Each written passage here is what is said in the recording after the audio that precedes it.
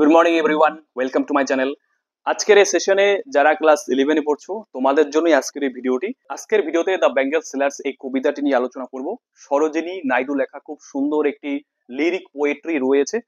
তো ভিডিওটি শুরু করার আগে আমরা ফার্স্টলি সরোজিনী নাইডু সম্পর্কে জানবো। সরোজিনী নাইডু, যাকে আমরা দ্য নাইটিঙ্গেল অফ ইন্ডিয়া নামে চিনি, ওকে, তো she was known as the nightingale of India. Then who gave her this title? কে তাকে এই টাইটেলটি দিয়েছিলেন? M K Gandhi. মনে রাখবে, মোহনদাস করমচাঁদ গান্ধী। লিটারারি ক্যারিয়ারে তার বিশাল বড় অ্যাচিভমেন্টের জন্য কিন্তু গান্ধীজি তাকে এই টাইটেলটি দিয়েছিলেন। তিনি 1879 খ্রিস্টাব্দে হায়দ্রাবাদ শহরে জন্মগ্রহণ করেন। এবার তিনি যখন 12 বছর বয়স, তিনি 12 বছর বয়সে তিনি কিন্তু ম্যাট্রিকুলেশন পাস করেন, অর্থাৎ মাধ্যমিক পাস করেন। And she secure first rank in the exam. তিনি পরীক্ষায় ফার্স্ট র্যাঙ্ক পেয়েছিলেন, অর্থাৎ ফার্স্ট হয়েছিলেন। দেন তারপর তিনি চলে যান হায়ার স্টাডিজ এর জন্য। কোথায়? ইংল্যান্ডে। ওকে, ইংল্যান্ডে থাকার সময় তিনি কিন্তু তার first book of poetry, that was the golden threshold, published করিয়েছিলেন 1905 খ্রিস্টাব্দে। মনে রাখবে, তার প্রথম পাবলিশড বুকের নাম কি? The golden threshold. দেন এবার যদি আমরা সেকেন্ড বুক অফ পোয়েট্রিতে চলে যাই, তাহলে আমরা দেখবো সেটার নাম কি? The bird of time. The bird of time which was published in 1912 খ্রিস্টাব্দে সেটাকে পাবলিশড করানো হয়েছিল। অন দ্য আদার হ্যান্ড, এনার সম্পর্কে আমরা জানবো যে তিনি কিন্তু একজন পলিটিক্যাল লিডারও ছিলেন। গান্ধীজির যেহেতু তিনি আদর্শকে তিনি মানতেন বা মেনে চলতেন, সেই দিক দিয়ে তিনি মহিলাদের শিক্ষা বলো, মহিলাদের অধিকার বলো, এইসব নিয়ে তিনি কিন্তু মানে গর্জে উঠেছিলেন, স্ট্রাগল করেছিলেন। এবার এই কবিতায়, দ্য বেঙ্গল সেলার্স কবিতায়, মহিলাদের জীবনের বিভিন্ন ধাপ দেখানো হয়েছে। মহিলাদের জীবনে কি বিভিন্ন পর্যায় রয়েছে সেগুলো দেখানো রয়েছে, সেগুলো নিয়ে আমরা আলোচনা করব। পাশাপাশি কবিতায় আমরা আরো দেখব যে এই মহিলারা যারা চুরি বিক্রি করছেন, তারা কিন্তু ভারতীয় একটি সমাজের মানে বিভিন্ন প্রথা, বিভিন্ন সংস্কৃতিকে বজায় রেখেছেন, তুলে ধরেছেন। যেমনটা পুরুষ শাসিত সমাজে হয়ে থাকে, পুরুষরা মহিলাদের শুধুমাত্র শাসন করে যায়, তাই তো, ডমিনেট করে, এবং মহিলারা তাদের বিভিন্ন কাজের মাধ্যমে একটা রোজগার বা একটা ইনকামের সোর্স তারা কিন্তু একটা বের করে আর কি। ঠিক আছে, তো এবার আমরা এখানে দেখবো, এই কবিতায় আমরা দেখবো যে কিছু চুরি বিক্রেতা রয়েছে যারা চুরি বিক্রি করে, বিভিন্ন গ্যাদারিংসে যায়, বিভিন্ন মন্দিরে, মেলায় বা যে কোনো জায়গায় গিয়ে তারা কিন্তু চুরি বিক্রি করে ইনকাম করার চেষ্টা করছে, তাই তো। তো তারা এই পুরুষ শাসিত সমাজের কথা এখানে তুলে ধরছে, যে তারা বিভিন্ন দায়বদ্ধতা, কিছু রেস্ট্রিকশনস রয়েছে, সেই রেস্ট্রিকশনস এর মধ্যে দিয়ে তারা এগিয়ে চলছে, জীবনে সুখ, সমৃদ্ধি, শান্তি মহিলাদের মধ্যে বিলিয়ে দিচ্ছে, যে চুরি বিক্রির মাধ্যমে। এবার আমরা দেখবো যে কবিতায় সেই চুরি সম্পর্কে কি বলা রয়েছে, মহিলাদের কি ভূমিকা রয়েছে এই কবিতায়। কবিতাটিতে 24টি লাইন রয়েছে, and each stanza consists of 6 lines. প্রত্যেকটা স্ট্যান্ডাতে 6টি করে লাইন রয়েছে। ওকে, তাহলে প্রথম স্ট্যান্ডাতে আমরা কি পাবো, যে মহিলারা তারা কোথায় যায়, তারা সেখানে গিয়ে কি করে, তারা চুরি যে বিক্রি করে, তাদের চুরির রং কেমন, কেমন রঙের চুরি তারা বিক্রি করে, ফার্স্ট স্ট্যান্ডাতে আমরা সেগুলো পেয়ে যাব। তো চলো শুরু করছি। দেখো, bangle sellers are we who bear our shining loads to the temple fair. এবার এখানে বেঙ্গল সেলার্স অর্থাৎ চুরি বিক্রেতারা, তারা নিজেরাই স্পিকার, তারা নিজেরাই কথা বলেছে। তারা বলেছে যে আমরা হচ্ছি চুরি বিক্রেতা, আমরা বিয়ার করি, বহন করে নিয়ে যাই আওয়ার শাইনিং লোডস, আমাদের চকচকে বোঝাগুলো, টু দ্য টেম্পল ফেয়ার, মন্দিরের মেলায়। ওকে, তো মন্দিরের মেলায় তারা কিন্তু তাদের চুরির বোঝাগুলো নিয়ে যায়। কোনো পূজা উপলক্ষে যখন কোনো মেলা সংগঠিত হয় মন্দিরের আশপাশ এলাকাতে, সেই এলাকাতে কিন্তু তারা পৌঁছে যায় তাদের চুরির বোঝা নিয়ে। Okay, who will buy this delicate bright rainbow tinted circles of light. তারপরে তারা আবার প্রশ্ন করেছে যে কারা এই চুড়িগুলো কিনবে, যেগুলো ডেলিকেট, খুবই সূক্ষ্ম, ব্রাইট, উজ্জ্বল, রেইনবো টিন্টেড, রামধনু রঞ্জিত, সার্কেলস অফ লাইট, আলোর চক্র। অর্থাৎ এখানে যে গ্লাস অর্থাৎ কাচের চুড়িগুলোর কথা বলা হয়েছে, সেই চুড়িগুলো কিন্তু খুবই ডেলিকেট, খুবই সূক্ষ্ম, উজ্জ্বল, রামধনু রঞ্জিত। অর্থাৎ যখনই সেই চুড়িগুলোর উপরে আলো পড়ে, সেগুলো কিন্তু রামধনু রঙের আলোর বিচ্ছুরণ ঘটায়। Okay, lustrous tokens of radiant lives for happy daughters and happy wives. এবার চুরি বিক্রেতারা বলেছে যে এই চুরিগুলো হচ্ছে লাস্ট্রাস টোকেন্স, অর্থাৎ উজ্জ্বল বা দীপ্তিময় টোকেন্স বা চিহ্ন বা নিদর্শন, কার? অফ রেডিয়েন্ট লাইফস, উজ্জ্বল জীবনের। তার মানে এই লাইনের থেকেই বোঝা যাচ্ছে যে চুড়িগুলো মহিলাদের জীবনে সুখ, শান্তি, সমৃদ্ধি, উন্নতি নিয়ে আসে, তাই তো? কাদের জন্য? Happy daughters and happy wives, সুখী কন্যা এবং সুখী স্ত্রীদের জন্য। ওকে, এবার দেখবো সেকেন্ড নাম্বার স্ট্যান্ডাতে কি বলেছে, দেখবে some are meet for a maiden's wrist. এবার বলেছে কিছু কিছু চুড়ি রয়েছে যেগুলো মিট, সুইটেবল, উপযুক্ত। তাহলে কিছু উপযুক্ত চুড়ি রয়েছে ফর এ মেডেন্স রিস্ট, অর্থাৎ একজন আনম্যারিড গার্ল অর্থাৎ অবিবাহিতা মেয়ের রিস্টে উপযুক্ত। রিস্ট মানে কি? এই যে হাতের যে কবজি বা হাত, তাহলে এই হাতে কবজিতে পরার জন্য কিছু উপযুক্ত চুড়ি রয়েছে। Silver and blue as the mountain mist, যেগুলো রূপলি রঙের এবং নীল রঙের, পর্বতের উপরে থাকা মিস্টের মতো, হালকা কুয়াশার মতো। ওকে, তাহলে এখানে সরোজিনী নাইডু দেখিয়েছেন যে পর্বতের উপরে থাকা কুয়াশার রং হচ্ছে রূপলি এবং নীল, এবং সেই নীল এবং রূপলি রঙের চুড়ি কিন্তু এখানে কম বয়সী মেয়েরা বা মেইডেন গার্লসরা কিন্তু এখানে পরিধান করে থাকে।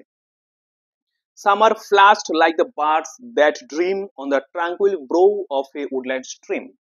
দেখো কিছু কিছু চুড়ি রয়েছে যেগুলো ফ্লাস্ট অর্থাৎ লাল রঙের, ওকে, লাইক দ্য বার্ডস অর্থাৎ ফুলের কুড়ির মতো, দ্যাট ড্রিম যারা স্বপ্ন দেখে, অন দ্য ট্রাঙ্কুইল ব্রো অর্থাৎ সে শান্ত কিনারায়, অফ এ উডল্যান্ড স্ট্রিম একটি বনভূমির জলাশয়ের পাশে। ওকে, তাহলে একটি বনভূমি আছে, বনভূমির পাশ দিয়ে একটা জলাশয় বা নদী চলে গেছে, সেই নদীটির কিনারে একটি গাছ রয়েছে, ফুলের গাছ। ওকে, তো সেই গাছে কি হয়েছে? সেই গাছে ফুলটা এখনো জাস্ট ফোটেনি, জাস্ট কড়ি বা কুড়ি, ফুলের কুড়ি এসেছে। ওকে, তাহলে সেই ফুলের কুড়িদের সাথে মানে সেই অবিবাহিতা মেয়েদের জীবনের তুলনা করা হয়েছে। ফুলের কুড়ি যেমন করে ফুল ফোটার অপেক্ষায় থাকে যে কবে সে একটি ফুলে পরিণত হবে, ঠিক একই রকম ভাবে কুমারী মেয়েরাও কিন্তু অপেক্ষা করে থাকে যে কবে তাদের বিয়ে হবে, মানে তারা সেই দিনটার জন্য অপেক্ষা করে যে দিনটাতে তাদের বিয়ে হবে। ওকে, তো সেজন্য কিন্তু কুমারী মেয়েদের ফুলের কুড়িদের সাথে কম্পেয়ার করা হয়েছে। ওকে, তারপরে দেবে কি রয়েছে? সামার এগুলো, কিছু কিছু চুড়ি রয়েছে যেগুলো এগুলো, এগুলো মানে হচ্ছে যেগুলো জল জল করে। ওকে, উইথ দ্য ব্লুম অর্থাৎ অ্যাপিয়ারেন্স হওয়ার সাথে সাথে, অ্যাপিয়ারেন্স মানে যখন আবির্ভূত হবে, মানে জাস্ট ডিসপ্লে করা হবে, দেখানোর সাথে সাথে সেগুলো জল জল করবে। দ্যাট ক্লিপস, যেগুলো ক্লিপ করে থাকবে অর্থাৎ লেগে থাকবে, যার সৌন্দর্যটা লেগে থাকবে, to the limpid glory of newborn leaves, নতুন জন্মানো পাতার লিম্পিড, ট্রান্সপারেন্ট, লিম্পিড মানে হচ্ছে ট্রান্সপারেন্ট, স্বচ্ছ বা পরিষ্কার, গ্লোরি, অ্যাকচুয়ালি গ্লোরি মানে হচ্ছে গৌরব, তাহলে এখানে গ্লোরি মানে হচ্ছে সৌন্দর্য, বিউটি। ওকে, তাহলে নতুন জন্মানো পাতার উজ্জ্বল বা স্বচ্ছ বা পরিষ্কার সৌন্দর্যের সাথে সেই উজ্জ্বল চকচকে ভাবটা কিন্তু লেগে থাকে। তার মানে এখানে কি বোঝাতে চেয়েছে? মানে এখানে সবুজ যে পাতা রয়েছে অর্থাৎ কচি গাছের পাতা, সতেজ পাতা, সে পাতার রং কেমন? সবুজ হয়। তাহলে সেই সবুজ রংটা কিন্তু বা সেই সবুজ রঙের চুড়ি কিন্তু কম বয়সী মেয়ে অর্থাৎ আনম্যারিড মেইডেন গার্ল কিন্তু পরিধান করে থাকে। দেখবে পরের স্ট্যান্ডাতে কি রয়েছে? Summer like fields of sunlit corn. এবার বলেছে কিছু কিছু চুড়ি রয়েছে যেগুলো সূর্যলোকিত শস্যের ক্ষেতের মতো। ধরো একটা ক্ষেত রয়েছে, ক্ষেতে শস্য রয়েছে, এবার সেই শস্যের উপরে যখন সূর্যের আলো এসে পড়বে তখন সেই শস্যের কালার কেমন হবে? গোল্ডেন কালার, সোনালী রঙের চুড়ি। Meet for a bride on her bridal morn. এবার বলেছে সেটা সেই রঙের চুড়ি কিন্তু মিট, সুইটেবল, কার জন্য? ফর এ ব্রাইড, একটি কনের জন্য, অন হার ব্রাইডাল মর্ন মানে তার বিয়ের সকালে। ওকে, তার মানে যে মেয়েটা জাস্ট বিয়ে হতে চলেছে বা সেই বিয়ের সকালে কিন্তু সেই কনের জন্য গোল্ডেন কালারের চুড়ি সুইটেবল, উপযুক্ত, মনে রাখবে। সাম like the flame of her marriage fire. এবার বলেছে কিছু কিছু চুড়ি আছে যেগুলো তার বিয়ের আগুনের বা বিয়ের যজ্ঞের শিখার মতো। ওকে, তাহলে ধরো কোন একটা মেয়ে, যে পাত্রী বা কনে, সে তার যে যে দিনটাতে বিয়ে হচ্ছে সে বিয়ের দিনের যজ্ঞের যে যে শিখা বা আগুনের শিখা, সেই শিখার কালার কেমন হয়? রেড হতে পারে, ইয়েলো হতে পারে। তাহলে আমরা এখানে দুটোই ধরে নিব, রেড অ্যান্ড ইয়েলো। তাহলে সে রেড এবং ইয়েলো কালারের চুড়ি কিন্তু সে কনে পরিধান করে থাকে। তাহলে প্রথমে আমরা দেখবো গোল্ডেন কালার, তারপরে দেখবো রেড, তারপরে দেখবো ইয়েলো। তাহলে এই কালারের চুড়িগুলো কিন্তু কনে পরিধান করে থাকে তার বিয়ের দিনে। অথবা rich with the hue of her heart's desire, অথবা কিছু কিছু চুড়ি রয়েছে যেগুলো রিচ অর্থাৎ অনেকটা উন্নত মানের। কিসের মতো করে? তার মনের যে ইচ্ছা, মনের ইচ্ছা রঙের সাথে উন্নত মানের। সেই উন্নত চুড়িগুলো দেখবে কেমন? টিঙ্কলিং অর্থাৎ সেই আওয়াজ করবে, যখন হাতে অনেকগুলো চুড়ি একসাথে পড়া হয় তখন যে চুড়ির আওয়াজগুলো হয় সেই আওয়াজগুলোকে বলা হয় টিঙ্কলিং সাউন্ড। তাহলে লুমিনাস, তারপরে পেলাম লুমিনাস অর্থাৎ উজ্জ্বল, টেন্ডার সূক্ষ্ম, কোমল, নরম, অ্যান্ড ক্লিয়ার এবং পরিষ্কার। তাহলে সেই পরিষ্কার উজ্জ্বল চকচকে শব্দ করা চুড়িগুলো কিন্তু সেই কনে পরিধান করে থাকে তার বিয়ের সকালে। Like her bridal laughter and bridal tear, কেমন কেমন করে, তার বিয়ের বা কনের যে হাসি এবং কনের কান্নার মতো করে। অর্থাৎ কনের হাসি বলতে এখানে কি বোঝানো হয়েছে? কনের হাসি বলতে বোঝানো হয়েছে কনে যখন মানে নতুন একটা জীবন শুরু করতে চলেছে, তার মানে সে এতদিন মানে মেয়ে ছিল, বালিকা ছিল, সে এবার জাস্ট বিয়ে হতে চলেছে, তাই তো? সে একটা নতুন জীবন শুরু করবে, তার মনে যে একটা নতুন জীবন শুরু করার ইচ্ছে বা আনন্দ বা সুখ রয়েছে, সেই সুখটাকে বোঝাতেই এখানে ব্রাইডাল লাফটার এই দুটো ওয়ার্ড ব্যবহার করা হয়েছে। তারপরে ব্রাইডাল টিয়ার অর্থাৎ সেই পাত্রীর বা কনের কান্না বলতে কি বোঝানো হয়েছে? কনের কান্না বলতে যখন সে মেয়ে ছিল, মেয়ের বা যখন সে বালিকা ছিল, বালিকা থাকার সময় সে বাবার স্নেহে লালিত পালিত হয়েছে, তাই তো?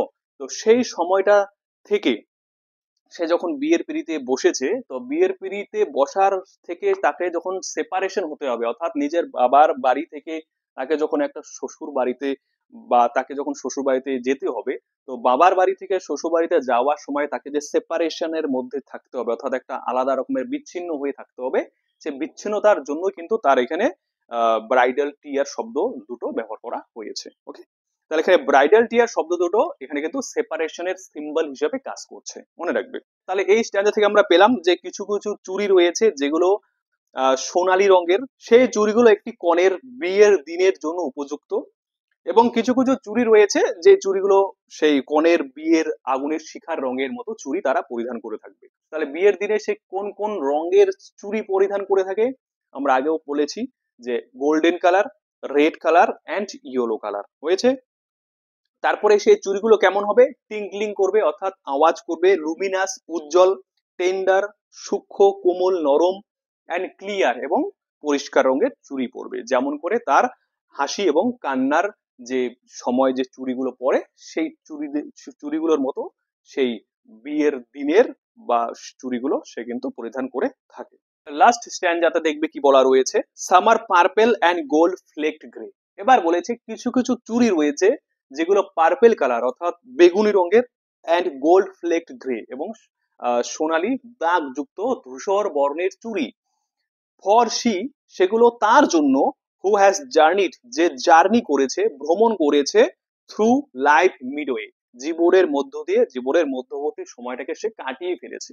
তার মানে কি, এখানে কোন মহিলার কথা বলা হয়েছে? যে মহিলা নাকি জীবনের অর্ধেকটা সময় কাটিয়ে ফেলেছে, তাই তো? সন্তান লালিত পালিত করতে, ঘর সামলাতে, তারপরে ঘরের যে কোনো কাজকর্ম করতে, পূজা অর্চনা করতে, রিলিজিয়াস কোনো ম্যাটারে সময় কাটাতে কাটাতে সে কিন্তু জীবনটাকে অর্ধেকটা সময় সে অতিবাহিত করে ফেলেছে। তাহলে এখানে সেই মহিলার কথাই বলা রয়েছে, সেই মহিলা কি করবে? বেগুনি রঙের চুড়ি এবং সোনালী দাগযুক্ত ধূসর বর্ণের চুড়ি পরিধান করে থাকবে। হুজ হ্যান্ডস হ্যাভ চেরিশড, যার হাত চেরিশ করেছে, চেরিশ মানে কি, লালিত পালিত করেছে। হুজ লাভ হ্যাজ ব্লেসড, যার ভালোবাসা ব্লেসড করেছে, ব্লেসড মানে কি, ব্লেসড মানে আশীর্বাদ দিয়েছে। ওকে, তাহলে কাকে আশীর্বাদ দিয়েছে? তার সান্সদের, তার পুত্রদের। এখানে কিন্তু মেয়েদের কথা বা কন্যাদের কথা বলা নেই, দেখো তার পরের লাইনে বলা রয়েছে, and cradled fair sons on her faithful breast, তার বুকে তার সুন্দর সুন্দর ছেলেদের সে ক্র্যাডেল করেছে। অ্যাকচুয়ালি ক্র্যাডেল মানে কি? ক্র্যাডেল মানে হচ্ছে দোলনায় দোলানো। ওকে, তাহলে এখানে ক্র্যাডেল শব্দটার মানে হচ্ছে স্নেহ করা বা লালিত পালিত করা, ওকে, কেয়ার করা। তাহলে এখানে কাদের কেয়ার করার কথা বলা হয়েছে? সেই যে সেই মহিলার ছেলেদের কেয়ার করার কথা বলা রয়েছে, মেয়েদের কথা বলা নেই। ওকে, তাহলে এই লাইন থেকে বোঝা যাচ্ছে যে এখানে একটা পেট্রিয়ার্কাল সোসাইটি অর্থাৎ পুরুষ শাসিত সমাজের কথা বলা রয়েছে। And serves her household in fruitful pride, এবং তিনি তার হাউসহোল্ড অর্থাৎ ঘর বাড়িগুলোকে সার্ভ করে, পরিচালনা করে। ইন ফ্রুটফুল প্রাইড, কিভাবে? ফ্রুটফুল অর্থাৎ খুবই সফল বা ভালো, গর্ব বা অহংকারের সাথে। Okay, and worships the gods at her husband sides, এবং তার স্বামীর পাশাপাশি সে কিন্তু গডস গুলোকে অর্থাৎ ঠাকুর বা ভগবানকে ওয়ার্শিপ করে, পূজা অর্চনা করে। তার মানে এটা থেকে বোঝা যাচ্ছে যে তারা কিন্তু পুরুষ শাসিত সমাজের মধ্যে রয়েছে। তাদের কাজ হচ্ছে পুরুষ শাসিত সমাজে নিজেদেরকে উপযুক্ত করে তোলা, বিভিন্ন কার্যকলাপ বা বিভিন্ন বিভিন্ন প্রথা বা বিভিন্ন সংস্কৃতির মাধ্যমে নিজের একটা মানে রোজগার বা কাজ করার যে একটা ইচ্ছা বা প্রবণতা রয়েছে সেটা কিন্তু তারা সেই পুরুষ শাসিত সমাজে তাদের এই অবদানটা দেখা যায়। ওকে, এবার দেখবে ফার্স্ট স্ট্যান্ডাতে রাইম স্কিম কি রয়েছে। রাইম স্কিম তোমরা কিভাবে আইডেন্টিফাই করবে, প্রত্যেকটা সেন্টেন্সের লাস্ট ওয়ার্ড গুলো দেখবে। ওকে, দেখো ফার্স্ট সেন্টেন্সের বেয়ার, ফেয়ার, বেয়ারের সাথে ফেয়ারের ছন্দের মিল রয়েছে, ছন্দের মিল রয়েছে। যদি ছন্দের মিল থেকে থাকে তাহলে সেটাকে সেম রাইম স্কিম ধরে নিতে হবে। বেয়ার তাহলে এ ধরবো, ফেয়ার এ ধরবো। তারপরে রয়েছে রাইট, লাইট, ব্রাইট হচ্ছে বি, লাইট হচ্ছে B. Lives, wives, lives, lives C, wives C, তাহলে A A B B C C হলো। তাহলে আমরা রাইম স্কিম পেয়ে গেলাম। এবার দেখবে এখান থেকে কিছু লিটারেরি ডিভাইস রয়েছে, সেগুলো আমরা আলোচনা করব। তোমরা দেখবে যেখানে অ্যাস আর লাইক এই দুটো শব্দ রয়েছে, অ্যাস আর লাইক জেনারেলি কি বোঝায়, কোনো কম্পারিজন বোঝায়। এবার দুটো ডিসিমিলার অবজেক্টের মধ্যে যখন কোনো কম্পারিজন বোঝাবে তখন আমরা অ্যাস এবং লাইক শব্দ দুটো ব্যবহার করব, এবং এটা কিন্তু একটা সিমিলির এক্সাম্পল। তাহলে সিমিলি মানে কি কি থাকবে, অ্যাস এবং লাইক, এবং দুটো ডিফারেন্ট, দুটো আলাদা রকমের জিনিসের মধ্যে তুলনা বোঝাবে, তখন সেটা হয়ে যাবে সিমিলি। ওকে, তো তোমরা এখান থেকে দেখে নেবে যে কোথায় অ্যাস এবং লাইক রয়েছে, এবং সেটা কিন্তু সিমিলির এক্সাম্পল হয়ে যাবে। তারপরে দেখবে কি রয়েছে, rainbow tinted circles of light, রামধনু রঞ্জিত আলোর চক্র, এটা কিন্তু একটা মেটাফোরের এক্সাম্পল, মেটাফোর। ওকে, তারপরে দেখবে আমরা রিপিটেশন পাবো, অর্থাৎ অ্যালিটারেশন পাবো, মানে কোন শব্দের প্রথম অক্ষরগুলো সেম থাকবে। ওকে, ধরো এখানে যেমন দেখবে কতগুলো শব্দ রয়েছে, আমরা ধরো দেখি, যেমন মাউন্টেন মিস্ট আছে, মাউন্টেনের M R মিস্টের M same letter রয়েছে, তাহলে এটা হচ্ছে একটা অ্যালিটারেশন অর্থাৎ রিপিটেশনের এক্সাম্পল। ওকে, তো ঠিক আছে, তাহলে আজকে আমরা এখানেই শেষ করছি। তো অবশ্যই তোমরা কমেন্ট করে জানাবে যে তোমাদের ভিডিওটি কোনো কাজে এলো কিনা। ভিডিওটি তোমাদের যদি কাজে আসে অবশ্যই তোমরা লাইক দিয়ে তোমরা রেসপন্ড করবে। ওকে, তো চলো আজকে এখানেই শেষ করছি। Thank you so much for watching the video.